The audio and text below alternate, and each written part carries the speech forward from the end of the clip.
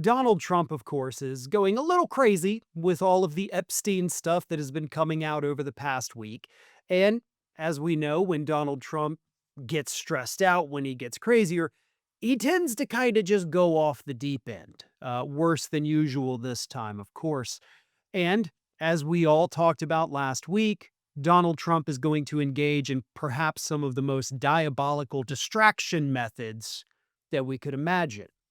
And yes, we do have, the potential military strike against the country of Venezuela, where our Pentagon, led by Pete Hegseth, is considering just going in there for some regime change just for the hell of it. That would be a pretty massive distraction from Epstein. And based on the reports that we have seen over the last few days, it does seem like that is not just likely, but that is almost a certainty that that is going to happen. Now, that is going to be catastrophic, not just for our military, not just for Venezuela, but for America's standing all over the globe.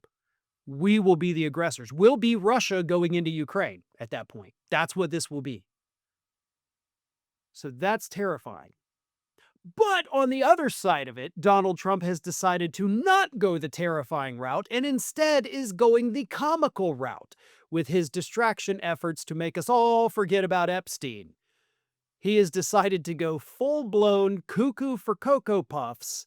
And he did announce at the end of last week, of course, that he was directing Pam Bondi to go ahead and launch a new Epstein investigation into basically everybody but me. You know, because this moron thought that that was going to convince people that we shouldn't focus on him. Like, Pam, you got to look at everybody that's not named Trump. And the public was just supposed to be like, oh, okay, well, obviously he didn't do anything. It's the other guys. Here's what he put on Truth Social.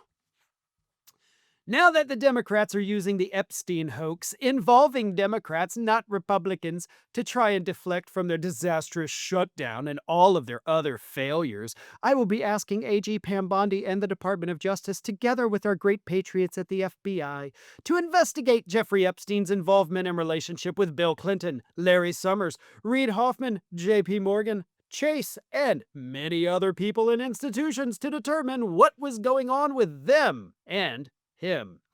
This is another Russia, Russia, Russia scam with all arrows pointing to the Democrats. Records show that these men and many others spent large portions of their life with Epstein and on his island. Stay tuned.